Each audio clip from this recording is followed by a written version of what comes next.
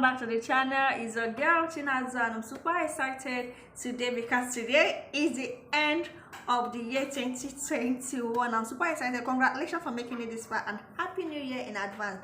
So if it's your first time of seeing my video, please consider subscribing to the channel right now. If you're my returning subscriber, you already know I love you so much. Thank you for all your support, guys. We are 600 plus and I'm excited about it.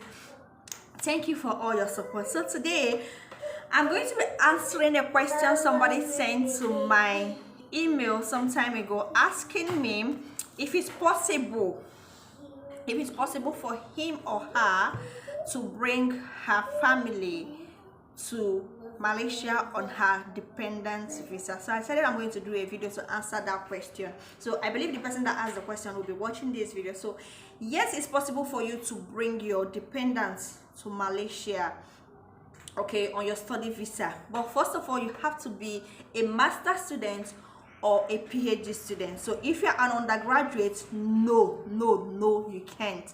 But if you're a master student or a PhD student, yes, you can bring your family to Malaysia on your study visa.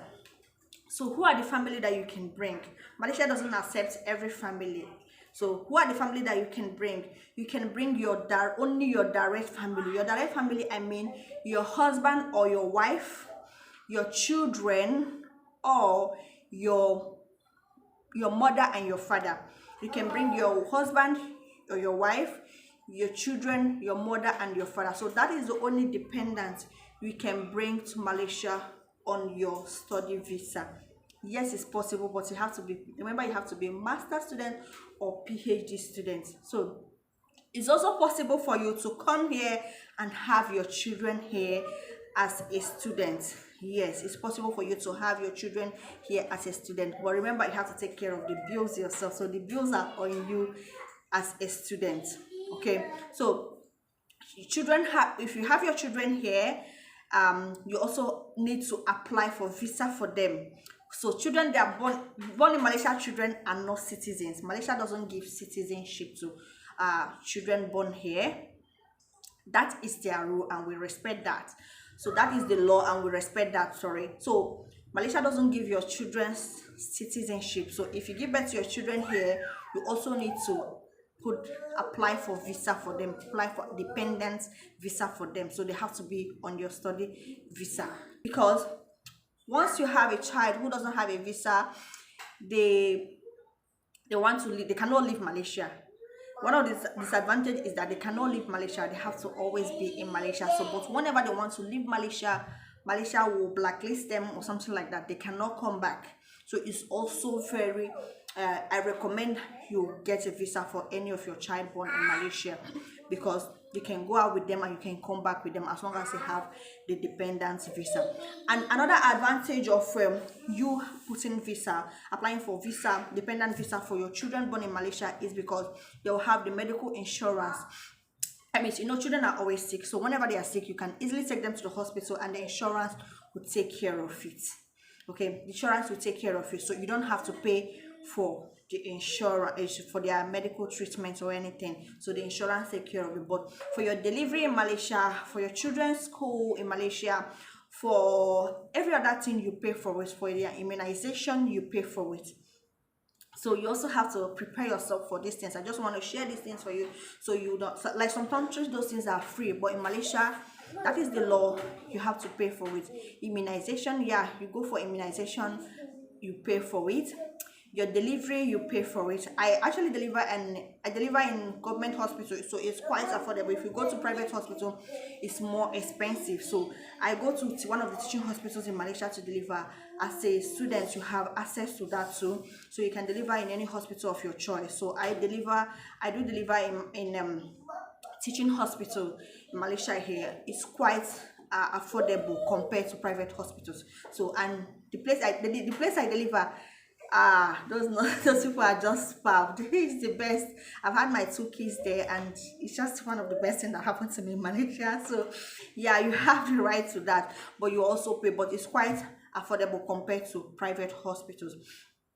And all your dependents have to do is all you have to do is just go to your international student office. They're going to give you all the requirements of you. Just provide everything and the visa will be given to them. Your dependents can stay here. You can bring your mother, you can bring your father, but you cannot bring your mother-in-law or your father-in-law. No, you can only bring your mother or your father.